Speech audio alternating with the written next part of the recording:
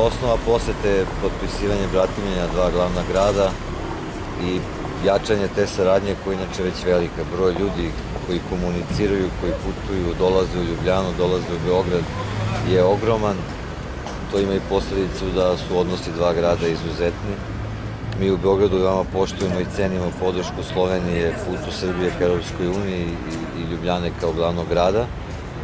Iz ove naše povelje bratimljenja će izaći mnoge druge korisne stvari, pojačanje te saradnje, pre svega u oblasti kulture, obrazovanja, da neko dođe, vidi nešto, da to posle primeni u drugom gradu.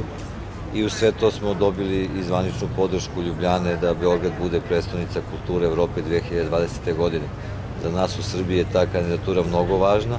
Ona predstavlja simbol da mi pripadamo zaista Evropi i predstavlja jasan pokazatelj da ćemo, kada ispunimo sve što pred nama, da zaista postanemo kao zemlja članica Evropske unije. Predsednik parlamenta mi ukazuje veliku čast i primio nas, razgovarali smo o odnosima dve zemlje, o iskustvima, o Evropi. Predsednik parlamenta Slovenije je čovjek koji ima vrlo jake kontakte u Srbiji sa pokojnim Zoranom Đinđićem, sa profesorom Mićunovićem, često je bio, zna puno, ima veliko iskustvo. Malo nas je upoznavao kako izgleda to kad prilazite Evropi, kako izgleda kada ste Evropska unija.